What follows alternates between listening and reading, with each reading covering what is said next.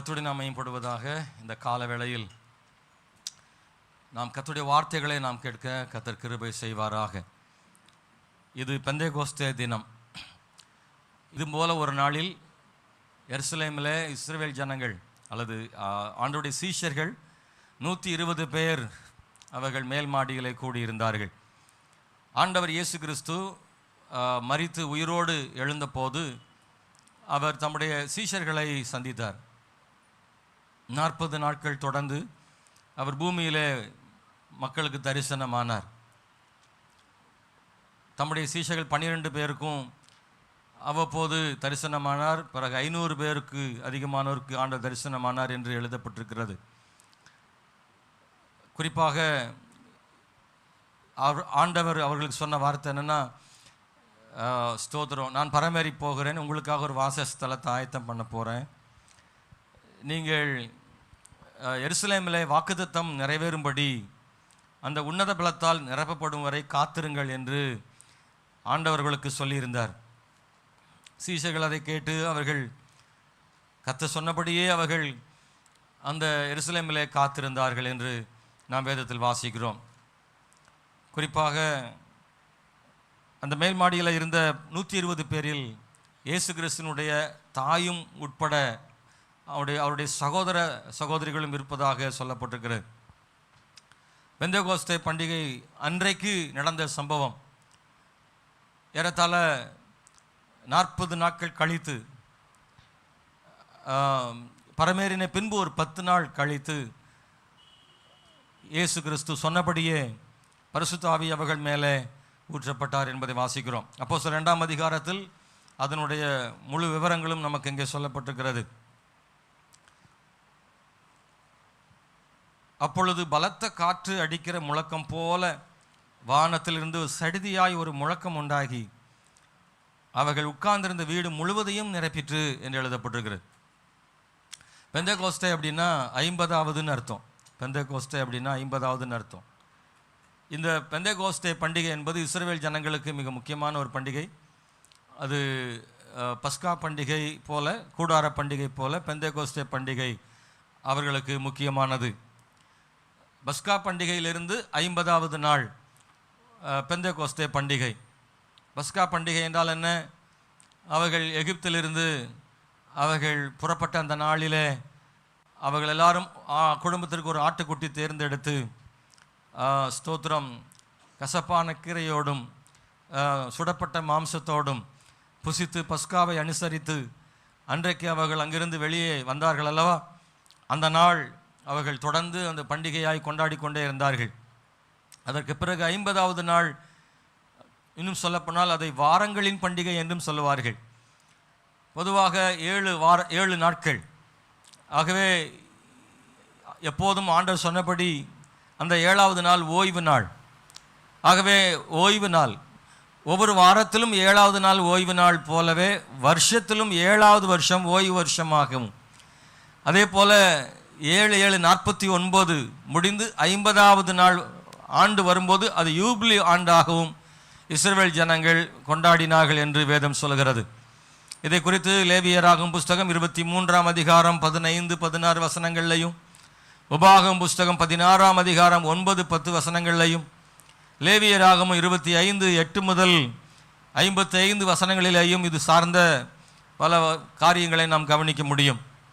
இந்த 49 வருஷம் முடிந்தவுடன் 50ஆவது வருடமானது அது பெரிய ஓய்வு ஆண்டாக அவர்கள் கொண்டாடினார்கள் இஸ்ரவேல் ஜனங்கள். ஆகவே இதை யூபிலி ஆண்டாக, ஓய்வு ஆண்டாக, பஸ்கா பண்டிகையிலிருந்து 50ஆவது நாளாக, அறுவடையின் பண்டிகையாக, வாரங்களின் பண்டிகையாக, இப்படி பல பெயர்களில் அழைக்கப்பட்ட இந்த பெந்தேகோஸ்தே பண்டிகையில் ஆண்டவர் இயேசு கிறிஸ்து அவர்களுக்கு பரிசுத்த ஆவியின் அபிஷேகத்தை ஆண்டவர்களுக்கு கொடுத்தார். அதில் மிக முக்கியமாக கவனிக்க வேண்டியது, பரிசுத்த ஆவியின் அபிஷேகம் மிக அவசியம், தேவை என்று இயேசு அறிந்திருந்தார். இயேசு கிறிஸ்து தம்முடைய ஊழியத்திற்கு போகும்போது அவர் சில விஷயங்களை கை கொண்டார். பரிசுத்த ஆவியின் அபிஷேகத்தை, நிறைவை அவர் பெற்றுக்கொள்வதற்கு அடையாளமாக ஒரு புறாவை போல பரிசுத்த ஆவி அவர் மேல் வந்து அமர்ந்தார் என்று சொல்லப்பட்டிருக்கிறது. அவர் ஞானஸ்நானம் பெற்று கரையேறின உடனே பரிசுத்த ஆவி இயேசு கிறிஸ்துவின் மேலே அமர்ந்ததை நாம் வாசிக்கிறோம். அதே போல சீஷர்களையும் அவர் தொடர்ந்து ஊழியம் செய்வதற்காக, சபைகளை கட்டுவதற்காக, தேவ ராஜ்யத்தை வளர்ப்பதற்காக அவர்களை அனுப்பும்போது அதற்கு பின்பு பரிசுத்தாவின் அபிஷேகத்தை பெறும் முன்பு அனுப்பல, அதுவரை அவர்களை காத்திருக்கும்படியாக ஆண்டவர் சொல்லியிருந்தார். எனவே சீஷர்கள் அங்கே காத்திருந்ததையும் அவர்கள் பரிசுத்தாவின் அபிஷேகம் பெற்றுக்கொண்டதையும் நாம் வாசிக்கிறோம். உலகமெங்கிலும் போய் சகல சிருஷ்டிக்கும் என்னுடைய சுவிசேஷத்தை பிரசங்கம் பண்ணணும்னு ஆண்டவர் சொன்னார். ஆனால் உடனடியாக அவர் அனுப்பிடலை. அதுக்கு முன்னாடி அவங்கள உன்னத பலத்தால் தரிப்பிக்கப்படும் வரைக்கும் எருசலேமிலே காத்திருங்கள்னு ஆண்டவர் சொல்லியிருந்ததை வேதத்தில் நான் வாசிக்கிறோம். அன்பான கர்த்தருடைய பிள்ளைகளே, ஸ்தோத்திரம். ஒரு போதகருடைய சாட்சியை நான் சில ஆண்டுகளுக்கு முன்னாடி நான் கேள்விப்பட்டேன். அவர் சொல்லும்போது ஒரு போதகருடைய கூடுகையிலே அவர் சொன்னார், நான் ஒரு காலத்தில் தீகா கட்சியில் இருந்தேன். கடவுள் இல்லை அப்படின்றத நான் சொல்லி அந்த கட்சிக்காக பாடுபட்டேன். ஊர் ஊராக போயிட்டு நான் எல்லா இடங்கள்லையும் சுவர்களெல்லாம் எழுதியிருக்கிறேன், கடவுள் இல்லை, கடவுளை அறிவிக்கிறவன் முட்டாள்னு நான் நிறைய சுவரெல்லாம் எழுதியிருக்கிறேன் நான். அதே மாதிரி இன்னொன்றும் எழுதினாராம், பரிசுத்த ஆவியில் இட்லி வேகுமான்னு எழுதினாராம். பரிசுத்த ஆவியினால் இட்லி வேகுமா? ஆவியில் தான் இட்லி வேகுது, பரிசுத்த ஆவியில் இட்லி வேகுமான்னு நான் சுவரில் எழுதியிருக்கிறேன். ஆனால் அப்படி கேட்ட எனக்கே பரிசுத்த ஆவியை அவர் கொடுத்துட்டாரு அப்படின்னு சொன்னார். ஒரு குறிப்பிட்ட காலங்களுக்கு பிறகு ஆண்டவர் இயேசு அவரை ரட்சித்து பரிசுத்த ஆவியை ஏளனமாக பேசின அவரையே பரிசுத்த ஆவியினால் நிரப்பி அவரை ஒரு போதகராக ஆண்டவர் மாற்றினார். தேவனாகிய ஆண்டவர் சில நேரங்களில் தான் யார் என்பதை காண்பிக்க அவரை தூஷித்தவர்களையும் கூட கர்த்தர் பயன்படுத்துகிறார் அப்படின்றத நான் மறந்துடக்கூடாது. என் பெற்ற தாய் அவர்கள் நான் சிறுவனாக இருக்கும்போது நான் பார்த்திருக்கிறேன். அவர்கள் எங்கள் வீட்டினுடைய முற்றத்தில் அமர்ந்து கொண்டு அவர்கள் படிக்கட்டில் உட்காந்து அவங்க கூட சில கம்பெனி ஆள் இருப்பாங்க. தெருவுக்குள்ளே எங்கள் அம்மாவுக்கு ஃப்ரெண்ட்ஸ் எல்லாம் இருப்பாங்க. அவ்வப்போது நேரங்களில் அவங்க கூட உட்காந்து பேசிகிட்டு இருப்பாங்க.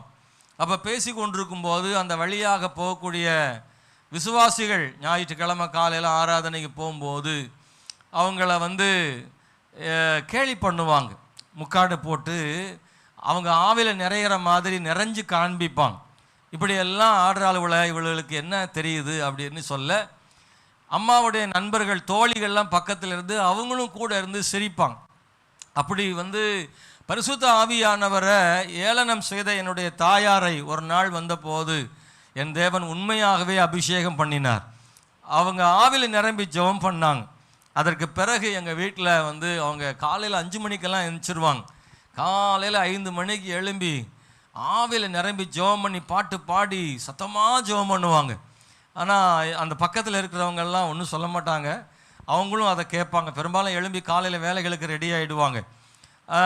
எங்கள் அம்மா ஒரு வேளை ஊருக்கு வந்துட்டாங்கன்னா அவங்கெல்லாம் சொல்லுவாங்க, கன்னியம்மக்கா சத்தத்தை காணமே, காலையில் ஊருக்கு போயிட்டாங்க போலான்னு. சத்தம் இல்லைன்னா அவங்க என்ன அர்த்தம்னா, டெய்லி காலையில் 5 மணிக்கு பாட்டு சத்தமும் ஆவியில் நிரம்பி அந்நிய பாஷைகளில் பேசுகிற சத்தம் எங்கள் தெரு முழுதும் கேட்கும்.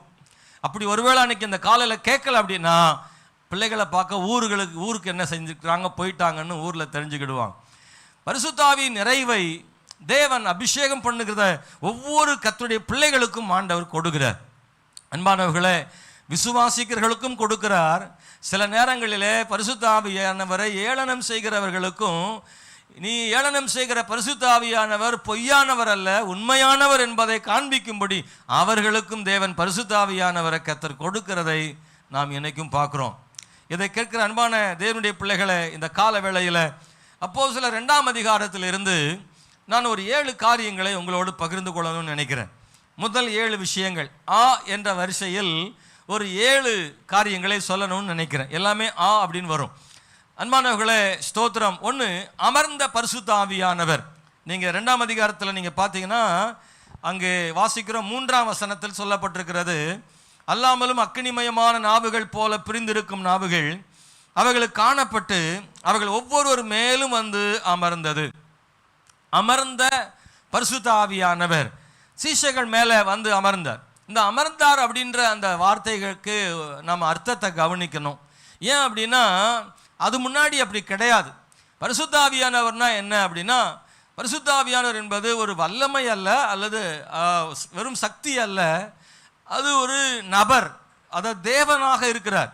எப்படி யெகோவா தேவன் என்று சொல்லுகிறோமோ, இயேசுவை தேவன் என்று சொல்லுகிறோமோ, அதை பரிசுத்த ஆவியானவரும் தேவனாக இருக்கிறார். இந்த திருத்துவத்தில் மிக முக்கியமான ஒரு நபராக பரிசுத்த ஆவியானவர் கருதப்படுகிறார். பழைய ஏற்பாட்டு காலத்திலும் இருந்தார். பொதுவாக இன்னைக்கு என்ன, நிறைய பேருடைய கேள்விகள் நிறைய என்ன செய்யுதுன்னா இருக்கு. இயேசு கிறிஸ்து கிபி 1ஆம் நூற்றாண்டில் தானே இயேசு வந்தார் அப்படின்னு நிறைய பேர் இந்த கேள்வியை தொடர்ந்து எட்சியாக கேட்குறாங்க. விபிஎஸ் நாட்களில் கூட அந்த பிள்ளைகள்லாம் எழுதி கொடுத்துருந்ததான அந்த கடிதங்களை பார்க்க நேர்ந்தது. அதில் ஒரு கேள்வி ஒரு பையன் கேட்டிருக்கிறான், இயேசு கிறிஸ்து அவர் இப்போ தானே வந்திருக்கிறாரு, முன்னாடி எங்கே இருந்தார் அப்படின்னு ஒருத்தன் கேட்டிருக்கிறான். இன்னைக்கு விசுவாசிகளுக்கும் கூட அதற்கு பதில் சொல்ல தெரியுமான்னு தெரியல. உண்மையாகவே இயேசு கிறிஸ்துவானவர் ஸ்தோத்திரம் புதிய ஏற்பாட்டு காலத்தில் மத்தேயு மார்க்கு சுவிசேஷத்தில் தானே அவர் பிறக்கிறாரு. அப்போ மரியாள் யோசேப்புக்கு இயேசு பிறந்ததுனால அதுதான் அவருடைய தொடக்கம் நினைக்கிறாங்க. அதுக்கு முன்னாடி இயேசு கிறிஸ்து எங்கே இருந்தார் அப்படின்னு கேள்வி இருக்குது. அதுக்கு சிலருக்கும் கேள்வி இருக்கலாம், சிலர் கேள்வி கேட்பதற்கு பதில் சொல்லவும் தெரியாமல் இருக்கலாம். அன்பானவர்களே, இயேசு கிறிஸ்து உலக தோற்றத்துக்கு முன்பதாகவே இருக்கிறார் என்று வேதம் சொல்லுகிறது. அவருக்கு பிறப்பு என்பது இல்லை, அவருக்கு மரணம் என்பதும் இல்லை. அவர் எப்போது நித்தியமாக வாழ்கிறவராக இருக்கிறார் ஆண்டவர் இயேசு கிறிஸ்து. பரிசுத்த ஆவியானவர் அப்படித்தான். அன்பானவர்களே, இந்த உலகம் தோன்றும் போது ஸ்தோத்திரம் இயேசு எங்கே இருந்தார் அப்படின்னா, யோவான் சுவிசேஷம் 1ஆம் அதிகாரத்தில் நீங்கள் படித்து பார்த்தால் அங்கே மிக தெளிவாக அங்கே நமக்கு சொல்லப்பட்டிருப்பதை நீங்கள் காண முடியும். அவர் வார்த்தையாக இருந்தார் என்று அங்கே சொல்லப்பட்டிருக்கிறது. ஆதியிலே வார்த்தை இருந்தது, அந்த வார்த்தை தேவனிடத்தில் இருந்தது, அந்த வார்த்தை தேவனாகவே இருந்தது. அவர் ஆதியிலே தேவனோடு இருந்தார். இது யாரை பற்றி சொல்லியிருக்கு அப்படின்னா, இயேசு கிறிஸ்துவை பற்றி சொல்லியிருக்கிறது. சகலமும் அவர் மூலமாய் உண்டாயிற்று, உண்டானதென்றும் அவராலே அல்லாமல் உண்டாகவில்லை. அவருக்குள் ஜீவன் இருந்தது, அந்த ஜீவன் மனுஷருக்குள் ஒளியாய் இருந்தது. அந்த வார்த்தை மாம்சமாகி அப்படின்ற வார்த்தையை நம்ம படிக்க முடியும். அன்பானவர்களே ஸ்தோத்திரம். ஏனென்றால் இயேசு மாம்சத்தில் பிறக்க முன்பு வார்த்தையாக இருந்தார்னு சொல்லியிருக்கு. வார்த்தையாகி இயேசு மாம்சமாகி பூமியிலே யோசேப்பினுடைய மரியாளுடைய வயிற்றிலே இயேசு கிறிஸ்து பிறந்தார் என்று சொல்லப்பட்டிருக்கிறது. அப்போ மாம்சத்தில் இயேசு பிறக்க முன்பதாகவும் அவர் இருந்தார், அவர் ஆவியாக இருந்தார், அவர் வார்த்தையாக இருந்தார் என்று வேதம் சொல்லுகிறது. அன்பானவர்களே, இன்னைக்கு இந்த முழு உலகத்தில் இயேசு அப்படிதான் சொல்றாங்க. கிறிஸ்தவம் தோன்றி சில வருஷங்கள் தான் ஆகிறது, 2000 ஆண்டுகள் தான் ஆகிறது கிறிஸ்தவம் தோன்றி. அதற்கு முன்பதாக எத்தனை சில மதங்கள் இருக்கிறது என்றெல்லாம் சிலர் கேட்பார்கள். இல்லை, கிறிஸ்தவம் மதமாக நீங்கள் பார்க்கிறீர்கள், ஆனால் கிறிஸ்தவத்தினுடைய மையமாக இருக்கிற இயேசு கிறிஸ்து 2000 வருஷம் இல்லை, அவருக்கு தொடக்கம் இல்லை, அவர் எப்போதும் இருக்கிறார் என்பதை இந்த உலகம் அறிய வேண்டும். அன்பானவர்களே, அதை நீங்கள் உறக்க சொல்லணும், நீங்கள் மற்றவங்களுக்கு சொல்லணும். இயேசு கிறிஸ்து 2000 வருஷமா இல்லை, அவர் எப்போதும் இருக்கிறவராக இருக்கிறார் என்பதை சொல்லுவார். அல்லேலூயா சொல்லக்கூடாதா? நல்ல சத்தமா சொல்லக்கூடாதா? பிரைஸ் தி லார்ட், அல்லேலூயா. இயேசு கிறிஸ்து அவர் காலகாலமாக இருக்கிறார், அவர் எப்போதும் இருக்கிறார், உலகம் தோற்றத்துக்கு முன்பதாகவே இருக்கிறார். உண்டானது ஒன்றும் அவராலே அல்லாமல் உண்டாகவில்லை. அப்போ இந்த உலகம் உண்டாகினது யாரால தான் உண்டாயிருக்கு? இயேசு கிறிஸ்துவினாலேயே உண்டாயிருக்கிறது என்று சொல்லப்பட்டிருக்கிறது. வார்த்தையினாலே உலகத்தை உண்டாக்கினார். பிதாவாகிய தேவன் தம்முடைய குமாரனாகிய இயேசுவாகிய வார்த்தையினாலே இதை உண்டாக்கினார். வானம் ஆகாய விரிவு உண்டாக கடவுது என்று சொன்ன வார்த்தை வெறும் வார்த்தை அல்ல, அவர் இயேசு கிறிஸ்துவாகிய வார்த்தைகளை கொண்டுதான் அவர் உலகத்தை சிருஷ்டித்தார். அப்ப உலகம் கிறிஸ்துவால் உருவாக்கப்பட்டது என்று வேதம் சொல்லுகிறது. அப்பொழுது ஆமென் ஸ்தோத்திரம், ஜலத்தின் மேல் ஆவியானவர் அசைவாடி கொண்டிருந்தார் இருக்குல்ல. பரிசுத்த ஆவியானவரும் 2000 வருஷம் இல்லை, அவரும் உலக தோற்றத்துக்கு முன்னாடியே இருக்கிறாரு. அவர் அசைவாடி கொண்டிருந்தார்னு ஆதியாகமம் 1ஆம் அதிகாரத்தில் 2ஆம் வசனம் நினைக்கிறேன் எழுதப்பட்டிருக்கிறது. அன்பான தேவனுடைய பிள்ளைகளை, அப்ப பரிசுத்த ஆவியானவர் அவர் உலாவி கொண்டிருந்தார். இந்த பரிசுத்த ஆவியானவர் ஸ்தோத்திரம் பெந்தெகோஸ்து நாளிலே ஊற்றப்படும் முன்பதாக இந்த பரிசுத்த ஆவியானவர் எப்படி இருந்தார் அப்படின்னா, ஜனங்களுக்கு அவர் தேவையான நேரங்களில் வந்து அவர் உதவி செய்தார். அன்பானவர்களே ஸ்தோத்திரம், எப்போது மக்களோடு கூட இல்லை, தேவையான நேரங்களிலே பரிசுத்த ஆவி வருவார், ஜனங்களை நிரப்புவார், அவர்கள் மூலமாக கிரியைகளை செய்வார், அப்புறம் அந்த பரிசுத்த ஆவி எடுத்துக்கொள்ளப்படுவார். பெர்மனண்டா ஜனங்களோடு கூட இல்லை. ஆனால் பெந்தெகோஸ்து நாளிலே அன்றைக்கு 120 பேர் மேல் ஊற்றப்பட்ட பொழுது அதற்கு பிறகு அதான் அமர்ந்தார்னு சொல்லப்பட்டிருக்கிறது. அன்பானவர்களே, சிம்சோன் பரிசுத்த ஆவியால் நிரப்பப்படும் பொழுதெல்லாம் பலனடைவான். பெலிஸ்தியருக்கு விரோதமாக யுத்தங்களிலே ஜெயமெடுப்பான். எத்தனை பேர் வந்தாலும் அவர்களை எல்லாரையும் கொன்று குவித்து ஒரு பெரிய வெற்றியை காண்பான். அவனை ஒருபோதும் யாரும் கட்டி வைத்து விட முடியாது. எவ்வளவு பெரிய கயிறுகளையும் நெருப்பில் பட்ட நூலை போல எல்லாம் அருந்து போகிற அளவுக்கு பலன் அவனுக்கு இருந்தது. அப்படிப்பட்ட வல்லமை உடையவனாக இருந்தான் சிம்சோன். ஆனால் எப்போதும் இல்லை, எப்போதெல்லாம் அவனுக்கு தேவையோ அப்போதெல்லாம் பரிசுத்த ஆவி அவனை நிரப்பி பலப்படுத்துவார். அதற்கு பிறகு ஆவியான அவனை விட்டு போய் விடுவார். அநேக தீர்க்க தரிசிகள் பரிசுத்த ஆவியால் தீர்க்க தரிசிகளை உரைத்தார்கள். அதற்கு பிறகு ஆவியான எடுத்துக்கொள்ளப்படுவார்.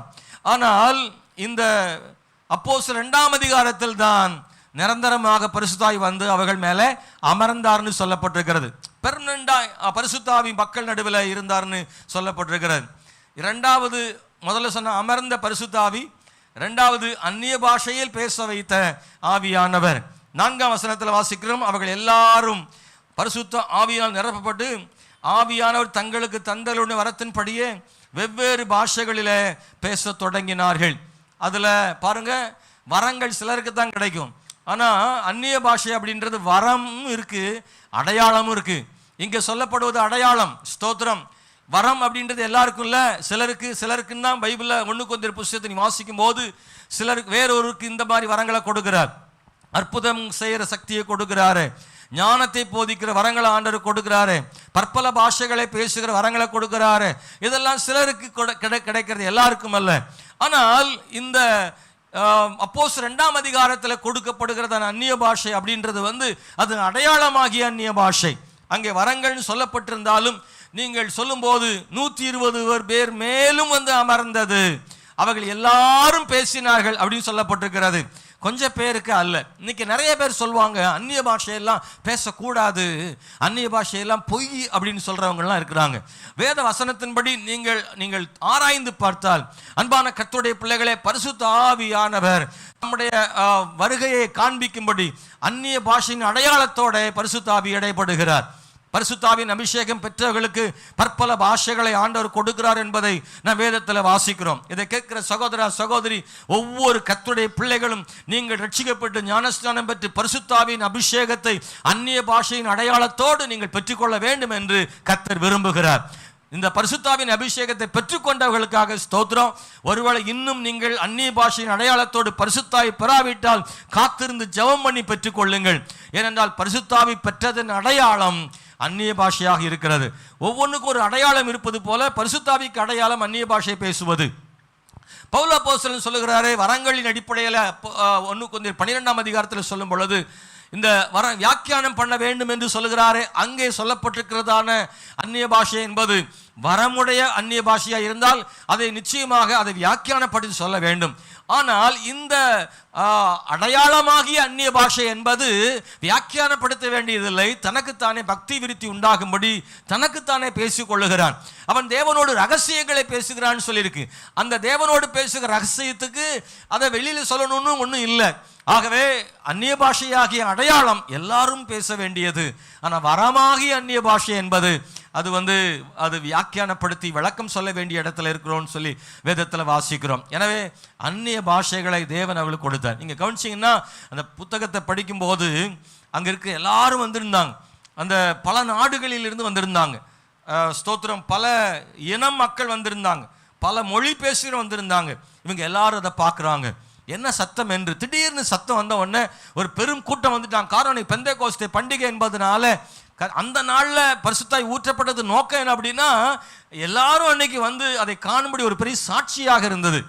எல்லாரும் பார்க்குறாங்க, அவங்கவுங்க பாஷையில் பேசுகிறாங்க. அங்கே இருக்கிற எல்லாரும் யூதர்கள். ஆனால் அந்த பாஷைகளை கேட்கும்போது நம்முடைய பாஷைகளை பேசுகிறாங்கன்னு அவங்களுக்கு ஆச்சரியமாக இருந்தது. இது எப்படி நடக்க முடியும்? ஒரு முறை கூட அவங்க அதை பேசினது இல்லை, அதை கற்றுக்கொண்டதும் இல்லை, அந்த மொழி அவங்களுக்கு தெரியாது. ஆனால் ஒரு தெரியாத மொழியில் அவர்கள் பேசுகிறதை மற்றவர்கள் பார்த்து ஆச்சரியப்பட்டார்கள். நீங்கள் அதை பார்த்தீங்கன்னா அதில் நிறைய வார்த்தைகள் எழுதப்பட்டிருக்கிறது. அவர்கள் கலக்கம் அடைந்தார்கள், அவர்கள் பிரமித்தார்கள், அவர்கள் ஆச்சரியப்பட்டார்கள், இன்னமாய் முடியும் என்று சொன்னார்கள் அப்படின்னு வேதத்தில் நாம் வாசிக்கிறோம். அன்பானவர்களே, 6ஆம் வசனத்திலும் 7ஆம் வசனத்திலையும் நீங்கள் அதை காண முடியும். அதுக்கப்புறம் நீங்கள் பார்த்தீங்கன்னா அதிசயப்படுத்திய ஆவியானவர்னு பார்க்குறோம். கர்த்தர் அவங்களை அதிசயப்படுத்தினார். வேதத்தில் நான் வாசிக்கிற போது அன்பான தேவனை எல்லாரும் பார்த்து அவங்களை ஆச்சரியப்பட்டு அதிசயமாக பார்க்கும்படி செய்தார். ஸ்தோத்திரம். உண்மையாகவே அதுவரை அவர்கள் அப்படி பார்க்கல, ஆனால் உண்மையில் அவர்களை ஆச்சரியமாக அதிசயமாக பார்க்குற மாதிரி கர்த்தர் ஆவியானவர் வைத்தார் என்பதை வேதத்தில் வாசிக்கிறோம். 4வதாக அதிகாரம் தந்த ஆவியானவர் என்பதை நான் வாசிக்கிறோம். அப்போஸ்தலர் 2ஆம் அதிகாரம் 14ஆம் வசனத்தை படிக்கும்போது, அப்பொழுது பேதுரு 11 கூட நின்று அவைகளை நோக்கி உரத்த சத்தமா, யூதர்களே, எருசலேமில் வாசம் பண்ணுகிற ஜனங்களே, நீங்கள் எல்லாரும் அறிந்து கொள்வீர்களாக, என் வார்த்தைக்கு செவி கொடுங்க. நல்லா பார்த்தீங்கன்னா பேதுரு ரொம்ப பயமுள்ளவனாக மாறி இருந்தான். தைரியமான ஆள் தான், ஆனால் அவனுக்கு ஒரு பயம் இருந்துச்சு. இயேசு கிறிஸ்து மரிக்கும் போது பயந்து போய் மறுதளித்தான் அப்படின்றத பார்க்குறோம். எனக்கு தெரியாதுன்னும் இயேசுவை சபிக்கவும் சத்தியம் பண்ணவும் தொடங்கினான்னு சொல்லப்பட்டிருக்கு. ஆனால் அப்படிப்பட்ட ஒரு பேதுரு இப்போ எழுமி நின்று பதில் சொல்கிறான் பாருங்களேன். ஆச்சரியமாக இருக்கும். தன்னை ஏளனம் செய்தவைகளை எல்லாம் அவன் பதில் கொடுக்கிறான். கொஞ்சம் பேர் பிரமித்தார்கள். ஆனால் கொஞ்சம் பேர் சொன்னாங்க இவங்கெல்லாம் மதுபானம் அறிந்திருக்கிறார்கள் சொன்னாங்க. சில நேரங்கள் அபிஷேகம் பெற்றவங்களை அந்த உலகம் வேறு விதமாக ஏளனமாக பேசலாம், கேலி செய்யலாம். அபிஷேகம் பெற்றவங்க பார்க்கறதுக்கு அற்பமாக எண்ணப்படலாம். ஆனால் பைபிளில் ஒரு நாள் பரிசுத்தாவிக்கு விரோதமாக பேசாதுன்னு சொல்லியிருக்கு. பரிசுத்தாவிக்கு விரோதமாக ஒரு நாளும் பேசாதீங்க, அந்த பாவங்கள் மன்னிக்கப்படாதுன்னு சொல்லியிருக்கு. எனவே அபிஷேகத்தையோ அந்நிய பாஷைகளையோ ஒரு நாளும் கேலி செய்யாதிருங்கள். அது தேவனுக்கு விரோதமாய் செய்கிற மிகப்பெரிய பாவம். கர்த்தருடைய பிள்ளைகளும் செய்யக்கூடாது, ஆண்டவர் அறியாதவர்களும் செய்யக்கூடாது. பரிசுத்த ஆவியானவர் மிகவும் உன்னதமானவர். அது நம்முடைய வாழ்விலே பெரிய மாற்றங்களை கொண்டு வருகிற தேவன். இந்த பேதுரு வாழ்விலே இருந்த பயங்களை மாற்றி அவனை தைரியமுள்ளவனாய் கர்த்தர் மாற்றினார். நீங்கள் பார்த்தீங்கன்னா ஸ்தோத்திரம், கேட்ட கேள்விக்கு பதில் சொல்ல மாட்டான் பேதுரு. ஆனால் இப்போ அவங்களா பேசிட்டு இருக்காங்க, கேள்வி செய்கிறாங்க. இவன் எழுமி நின்று பேசுகிறான். எல்லாரும் அமைதியாக உட்கார்ந்துருக்கிறாங்க. பேதுருவில் உட்கார முடியல. அந்த தைரியமானது அவனுக்கு வந்தது. எழுமி நின்று அவங்களுக்கு இது காரணம் என்ன? தீர்க்கதரிசியால் உரைக்கப்பட்டபடி தான் இதெல்லாம் நடக்குது. நீங்கள் நினைக்கிற மாதிரி இவங்களெல்லாம் வெறிகுண்டவர்கள் அல்ல. இவர்கள் பரிசுத்த ஆவியால் நிரப்பப்பட்டிருக்கிறார்கள். இது குடிக்கிற நேரமும் அல்ல என்று காரணத்தை அவர்களுக்கு விளக்கமாக எடுத்து சொல்கிறதை வேதத்தில் வாசிக்கிறோம். எனக்கு இந்த காலையில் பரிசுத்தாவியை பற்றி சரியாக புரிந்து கொள்வது இல்லாமல் இருந்தால் தயவு செய்து உங்களுக்கு சொல்கிறேன், பரிசுத்தாவியை பற்றி நன்றாக புரிந்து கொள்ளுங்கள். பரிசுத்த ஆவியானவர் நம்முடைய வாழ்க்கைக்கு ரொம்ப அவசியமானவர். ஒரு அலையில சொல்லலாமா? இன்னும் சத்தமாக சொல்லுங்களேன். சொல்லலாம். அப்படி ஏன் இடையில உங்களுக்கு சொல்கிறேன்னா, நானே பேசியிருந்தேன், நீங்கள் அப்படி கொஞ்ச நேரத்தில் என்ன செஞ்சுருவீங்க? ஃபேன் காற்றுக்கு தூக்கம் வந்துடும். வீட்டில் விட்ட பாதியை இங்கே தொடங்கிடுவீங்க. அதனால தான் கொஞ்சம் கொஞ்சம் உங்களை கொஞ்சம் சத்தமாக அல்லையே சொல்லிகிட்டே இருக்கிறேன். ரைஸ்லாட். அதே நேரத்தில் என்னுடைய இந்த செய்தியையும் கூர்ந்து என்ன செய்வீங்க? கொஞ்சம் கேட்பீங்க. ஆமென். பிரைஸ்லாட். நல்லா கவனிங்க. நிறைய பேர் பரிசுத்தாவியை பற்றி தப்பாக புரிஞ்சிருக்கிறாங்க. இந்த பரிசுத்தாவி இல்லைன்னா என்ன அப்படின்னு சிலர் நினைக்கிறாங்க. சிலர் பரிசுத்தாவி நம்ம மேலே வந்துட்டா நம்மளும் கை தருவோமோ, ஏதாவது நடந்துருமோன்னு பயப்படுறாங்க. பரிசுத்தாவி ஒரு நாள் தீமை செய்யவே மாட்டார். பரிசுத்தாவி நமக்குள்ளே வந்தார்னா நன்மை தான் செய்வார். அவர் பலப்படுத்துவார். இந்த பரிசுத்தாவி நன்மை என்ன அப்படின்றத நான் பின்னாடி உங்களுக்கு சொல்கிறேன். இதை முடிச்சுட்டு சொல்கிறேன். நல்லா கவனிங்க. பரிசுத்தாவியை ஒரு நாளும் தவறாக புரிந்து கொள்ளாதிருங்கள். பரிசுத்தாவியானவர் எப்போதும் நன்மை செய்கிறவர். அன்பானவர்களே, இந்த இடத்துல பேதுரு சொல்கிறாரு, தீர்க்கதரிசிகள் உரைக்கப்பட்டது நடக்குது, இன்னும் சில காரியங்கள் நடக்கும்னு சொல்கிறாரு. 20ஆம் வசனத்தில் இயேசு உயிர்த்தெழுந்தார் என்பதுக்கு நாங்களே சாட்சின்னு பேதுரு சொல்கிறாரு. இயேசுவை ஏற்றுக்கொண்டு மனம் திரும்புங்கள்னு பிரசங்கம் பண்ணுறாரு. நீ இயேசு கூட இருந்தவனான்னு கேட்டதுக்கு கூட ஆமான்னு ஒரு வரியில் சொல்லக்கூட முடியாதவன் ஒரு அதிகாரம் பூரா பேசுகிறாரு பேதுரு. எப்படி அது நடந்தது? இல்லை, அன்னைக்கு கேட்ட ஒரே கேள்விக்கு ஆமாம் அப்படின்னு சொல்லியிருக்கலாம். நான் இயேசுவோடு இருந்தவன் தான் சொல்கிறதுக்கு தலையை கூட ஆட்டியிருக்கலாம். வாய் திறந்து சொல்லக்கூட இல்லை, வேண்டியது இல்லை. நீ இயேசுவோடு இருந்ததானே அப்படின்னா அப்படி தலையாட்டினா கூட போதும். அதுக்கு கூட அவனுக்கு தைரியம் கிடையாது, அவ்வளோ பயம். ஆனால் இன்னைக்கு ஒரு அதிகாரம் எழுமி நின்று அவங்க எல்லாருக்கும் முன்னாடி பேசுறதுக்கு ஒரு காரணம் என்ன அப்படின்னா, பரிசுத்த ஆவியானவர் அவர்களுக்கு வந்தபோது அவங்க பலன் அடைந்தார்கள். அப்போஸ்தலர் 1:8 ரொம்ப அழகாக சொல்லியிருக்கு. பரிசுத்த ஆவி உங்களிடத்தில் வரும்போது நீங்கள் பலன் அடைந்து எருசலேமிலும் யூதேயாவிலும் சமாரியாவிலும் உலகத்தின் முடிவு பரியந்தம் எனக்கு சாட்சிகளாக இருப்பீர்கள் என்று ஆண்டவர் சொல்லியிருந்தார். அப்படின்னா ஒரு மனுஷனை சாட்சியாக நிறுத்தினது, பேதுருவை எல்லாருக்கும் முன்னாடி சாட்சியாக நிறுத்தினது யாருன்னா பரிசுத்த ஆவியானவர். நீங்கள் ஒருவேளை தடுமாறி ரொம்ப சோர்ந்து பலவீனமாக பயந்து நீங்கள் ஆண்டவரை பற்றி மற்றவங்களுக்கு சொல்லக்கூட தயங்கி போய் நின்று ரொம்ப சோர்ந்து போய்க்கிறீங்கன்னா பரிசுத்த ஆவியின் அபிஷேகத்தை பெற்றுக்கொள்ளுங்க. அவர் உங்களுக்கு தைரியமாக நிறுத்துவார் ஆண்டவர். ரட்சிக்கப்படாதவர்களை பார்த்து நீங்கள் பயப்பட வேண்டியதில்லை. உங்களை பார்த்து ஏளனம் செய்களை பார்த்து பயப்பட வேண்டியதில்லை. உண்மையை உறக்க சொல்றதுக்கு உங்களுக்கு கர்த்தர் பலன் தருவார். உங்கள் கூட வேலை செய்கிறவங்ககிட்ட இயேசுவை பற்றி சொன்னாவே பயப்படுறீங்களா? ஏதாவது நினைப்பாங்கன்னு நினைக்கிறீங்களா? இல்லை. இந்த பரிசுத்த ஆவியானவர் உங்களுக்குள்ளே கிரியை செய்ய ஆரம்பித்தால் ஆண்டவர் தைரியத்தையும் கொடுப்பாரு, என்ன பேசணும்னு சொல்லி கொடுப்பாரு. அல்லேலூயா. சில நேரம் நமக்கு சொல்ல என்ன சொல்றது, எப்படி ஆரம்பிக்கிறது, என்ன மாதிரி சொல்றது, இயேசுவை பற்றி ஒன்றும் புரியாது. இந்த பரிசுத்த ஆவியானவர் கோர்வையாக உங்கள் வாழ்க்கையில் சொல்றதுக்கு கர்த்தர் ஒரு இடம் அளிப்பார். பரிசுத்த ஆவியானவர் ரொம்ப ரொம்ப முக்கியமானவர்.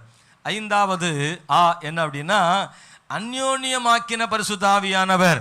நீங்கள் பார்த்தீங்கன்னா அதுக்கு முன்னாடியே எல்லாம் கொஞ்சம் வித்தியாசமாக தான் இருந்தது.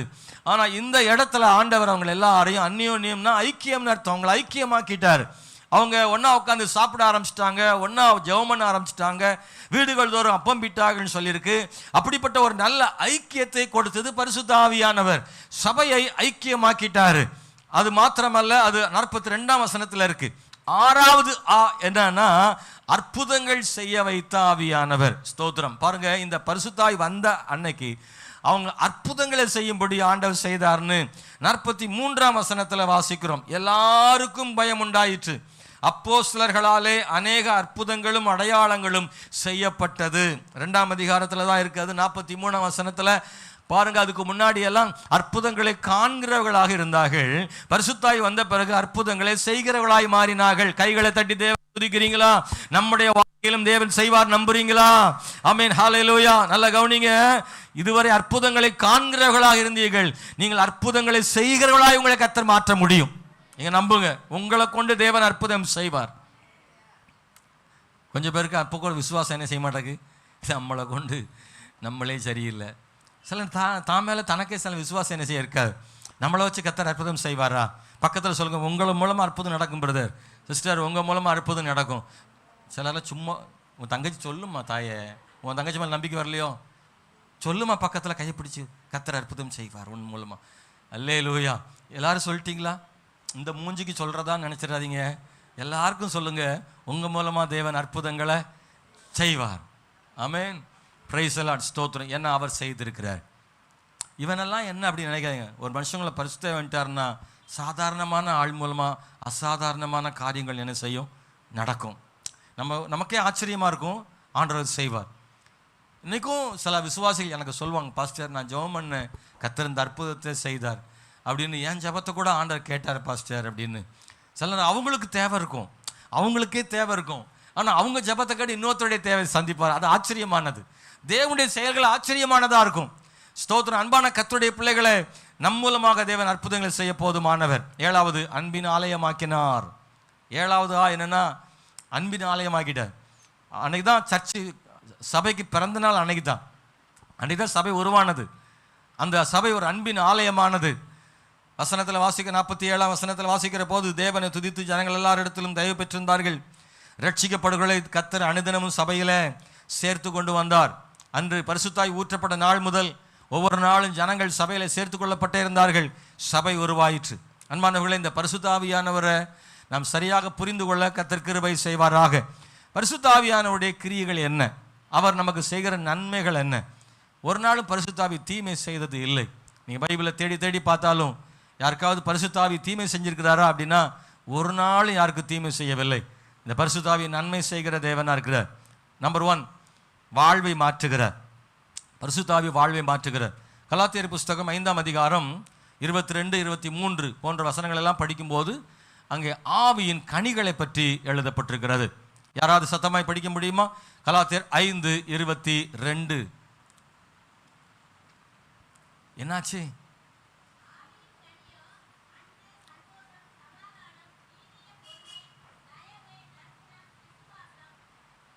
சாந்தம், இச்சை அடக்கம், ஆவியின் கனிகளை பற்றி இருக்கு. பாஸ்டர் வசனம் வாசிக்க சொல்ல மாட்டாலும் நீங்கள் எடுக்காமலே இருந்திருக்கே போல தெரியுது. வாசிக்க சொன்ன பிறகுதான் தேடி இருக்கீங்க நீங்கள். ஆமென், ஸ்தோத்திரம். நான் சொல்லுற வசனங்களெல்லாம் அப்பப்போ எடுத்து நீங்கள் பாருங்கள். சகோதரர்களே, நீங்களும் நான் வசனம் சொல்லும் பொழுதெல்லாம் அதை தேடி பார்த்து ஒரு முறை நீங்கள் படிங்க. அது உங்களுக்கு பிரயோஜனமானது. அன்பானவர்களே, ஸ்தோத்திரம். பரிசுத்த ஆவியானவர் நம்முடைய வாழ்க்கையை மாற்றுறாராம். நல்லா கவனிங்க. இந்த இந்த ஆவிக்குரிய கனிகள் இருக்குல்ல, இந்த ஆவியானவருடைய கனிகள், அன்பு, சந்தோஷம், சமாதானம், இது எல்லாமே பரிசுத்த ஆவியானவருடைய கனிகள். இது நமக்குள்ள என்ன செய்கிறாருன்னா கொண்டு வருகிறார். அன்பானவர்களே, யாருக்குள்ள பரிசுத்தாய் வருகிறாரோ அப்போ ஒரு மாற்றம் என்ன செய்தனா ஏற்படுகிறது. கரடு முரடான ஆட்களுக்குள்ள பரிசுத்தாய் வரும்போது மென்மையான ஆட்களாக கர்த்தர் மாத்துறாரு. ஆமென், ஸ்தோத்திரம். இதே தெருவில் பின்னாடி ஒரு தெரு இருக்குது. அங்கேருந்து ஒரு அம்மா நம்ம சர்ச்சுக்கு வந்தாங்க. அப்போது அந்த அம்மா பேர் சொர்ணவள்ளின்னு பேர். அந்த அம்மா சர்ச்சுக்கு வந்தவுடனே ஒரு நாள் அந்த தெருவுக்கு அவங்க வீட்டுக்கு நான் போயிருந்தேன். ஜெபம் பண்ண போகும்போது அங்கே அந்த தெருவில் கொஞ்சம் பேர் பக்கத்து வீட்டில் இருந்தாங்க. அப்போது அந்த அம்மா பற்றி அவங்க சொன்னாங்க, பாஸ்டர் நல்ல வேளை இந்த அம்மா உங்கள் சர்ச்சுக்கு கூப்பிட்டு போனீங்க. முன்னாடியெல்லாம் இந்த அம்மா கிட்ட நம்ம தண்ணியே பிடிக்க முடியாது, பைப்பில் ஒரு குடத்தை எடுத்துகிட்டே வருவாங்க, இப்படி தான் வருவாங்க. எத்தனை குடம் இருந்தாலும் ஒரே அடி அவ்வளோ குடமும் தெருவில் பறக்கும். அவங்க பிடிச்ச பிறதான் பைப்பில் என்ன செய்யணும், தண்ணியே பிடிக்கணும். நாங்கள்லாம் பிளாஸ்டிக் குடம் வச்சுருப்போம், அவங்க பித்தளை குடம் வச்சுருப்பாங்க. ஒரே அடியில் போயிடும். இந்த அம்மா கிட்ட யாரும் என்ன செய்ய முடியாது, பேச முடியாது. அப்படி இருந்த அம்மா இன்றைக்கி உங்கள் சர்ச்சுக்கு வந்த பிறகு நாங்கள் நிம்மதியாக தண்ணி பிடிக்கிறோம், உங்களுக்கு ரொம்ப நன்றின்னாங்க. நான் என்னம்மா செய்வேன்? ஆவியானவர் ஆட்களை மாத்துறாருமான்னு சொன்னோம். இந்த மாதிரி சாட்சிகளை ஆண்டவர் ஏற்படுத்துகிறாரு.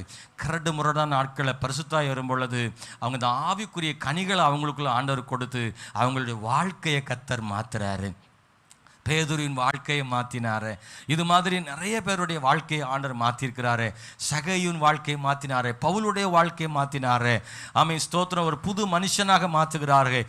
இப்படி இருக்கிற ஒருவன் கிறிஸ்துவுக்குள் இருந்தால் புது சிருஷ்டியாக இருக்கிறான்.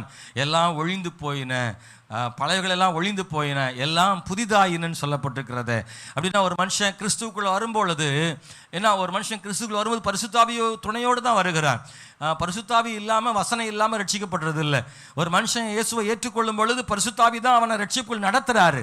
அப்போ பரிசுத்தாவி ஒரு மனுஷனுக்குள்ள வரும் பொழுது அவனை மாற்றுகிறார், வாழ்க்கையை மாற்றுறாரு.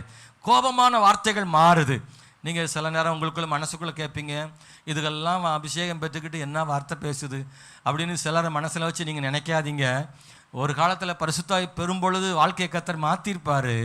ஆனால் தொடர்ந்து பரிசுத்தாவி இடம் கொடுக்கலன்னா பரிசுத்தாவி அவங்கள விட்டு என்ன செஞ்சிருவார், போயிடுவார். அதுக்கப்புறம் வாழ்க்கை என்ன செஞ்சிடும், மாற்றம் இல்லாமல் போயிடும். அப்படின்னா நீங்கள் இப்படி நினச்சிக்கோங்க, ஒருத்தருடைய வாழ்க்கையில் வாழ்க்கை மாறி இருக்கு அப்படின்னா, கிறிஸ்துவுக்குள் வந்த பிறகு அவங்க வாழ்க்கை மாறி இருக்கு அப்படின்னா பரிசுத்தாவி அவங்க கூட என்ன செய்கிறாரு, இருக்கிறாருன்னு அர்த்தம். ஆனால் அவங்க பைபிளை தூக்கினாலும் சர்ச்சுக்கு வந்தாலும் வாழ்க்கை மாறல அப்படின்னா அவங்களுக்குள்ள பரிசுத்தாவி, சத்தமாக சொல்லுங்க, அதை சொல்ல கஷ்டப்படுறீங்க. ஆமென், ஸ்தோத்திரம். நமக்கெல்லாம் சில நேரம் தோணும், இந்த ஆள் கூடலாம் பரிசுத்தா இருப்பாரா, இந்த அம்மா கூடலாம் பரிசுத்தா இருப்பாரா, பூரா கெட்ட வார்த்தையாக பேசுது. ஆனால் பைபிள் நல்லா படிக்கும், சர்ச்சுக்கெல்லாம் ரெகுலராக தான் வரும். ஆனால் நடக்கையெல்லாம் பார்த்தா கிறிஸ்தவங்களுக்கும் அவங்களுக்கும் சம்பந்தமே இருக்காது. வாழ்க்கை டோட்டல் டிஃபரெண்டாக இருக்கும். தெருவில் இறங்கி நின்று சேலையை சொருவிக்கிட்டு சண்டை போடும்.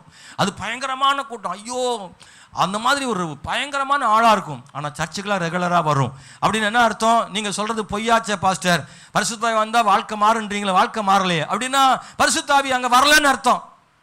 ஆவியானவர் இருந்தாருன்னா சும்மா இருக்க மாட்டார், வாழ்க்கை மாற்றத்தை உண்டு பண்ணுவார். ஸ்தோத்திரம். பரிசுத்தாவி கூட இருக்கிற ஒரு மனுஷன் சமாதானத்தை விரும்புகிறவனாக இருப்பான். அவன் கூடுமானவரை எல்லாரோடு சமாதானம் இருக்கிறவனாக இருப்பான். அப்படியே வாயில் கெட்ட வார்த்தை வர்றதில்லை, சண்டைக்காரனாக இருப்பதில்லை. அப்படியே வாழ்க்கையில் மாற்றங்கள் வரும். ஒரு காலத்தில் இருந்திருக்கலாம் ஒரு வாழை, ஆனால் இப்போ அப்படி இல்லை. பரிசுத்தாவி ஒரு மனுஷனுடைய வாழ்க்கையை மாற்றுகிறான்னு சொல்லப்பட்டிருக்கிறது. அன்பானவர்களே, பரிசுத்தாவி யாரையெல்லாம் மாற்றினார் அப்படின்னு ஒரு பெரிய லிஸ்ட்டு சொல்ல முடியும் பைபிள்ல இருந்து. ரெண்டாவது பரிசுத்தாவி என்ன செய்கிறார் தெரியுமா? யோவான் சுவிசேஷம் 16ஆம் அதிகாரத்தில் 7வது வசனத்தில் இருந்து நான் வாசிக்கணும்னு நினைக்கிறேன்.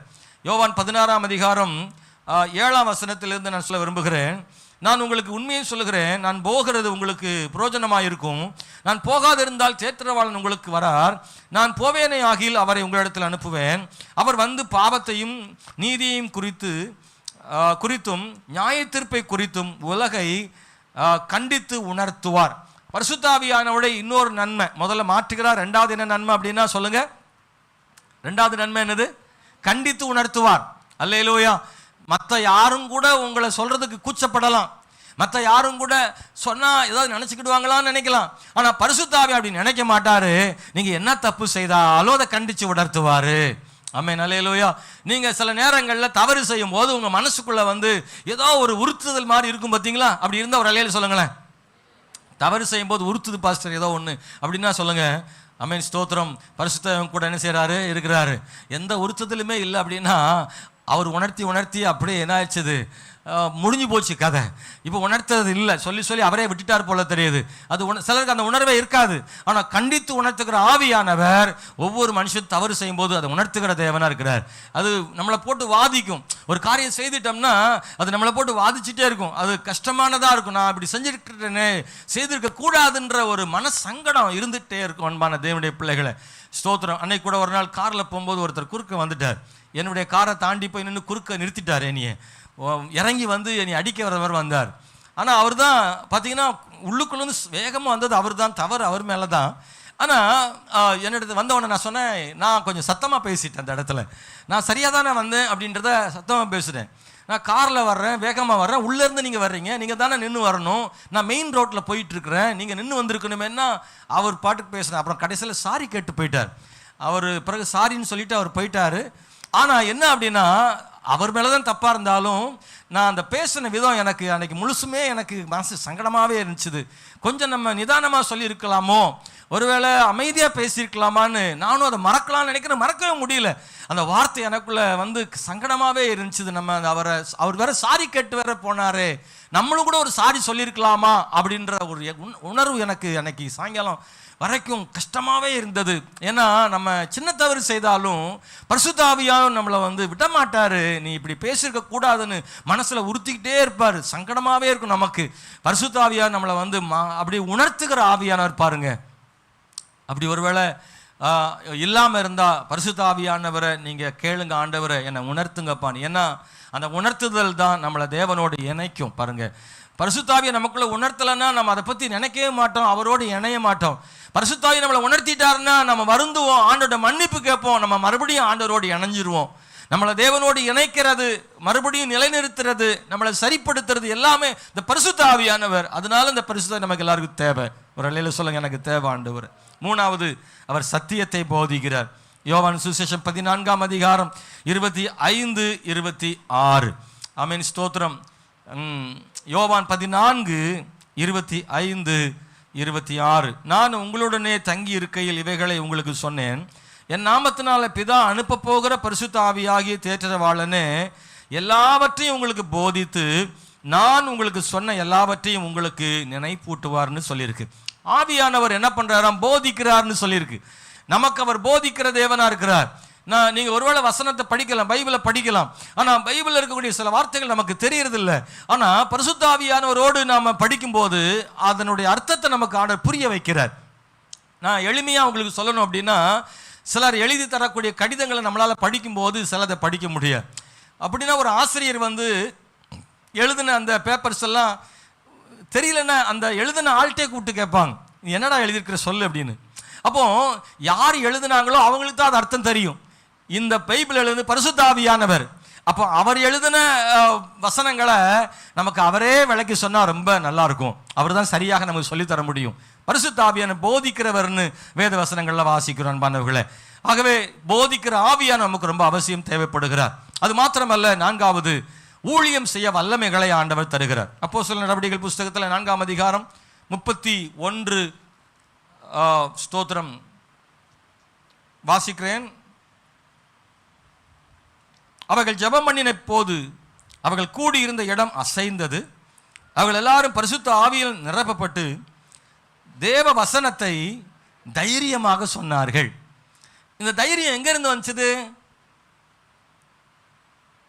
என்னங்க இந்த தைரியம் எங்க இருந்து வந்துச்சு?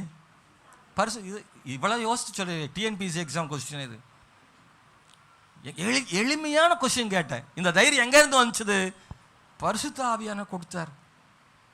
இவ்வளவு நாள் அது இல்லைங்க, இவ்வளவு நாள் அது கிடையாது, பயம் அவனுக்கு. ஆனா இன்னைக்கு தைரியமாக சொல்லக்கூடிய வார்த்தை எல்லாரும் சொன்னாங்க.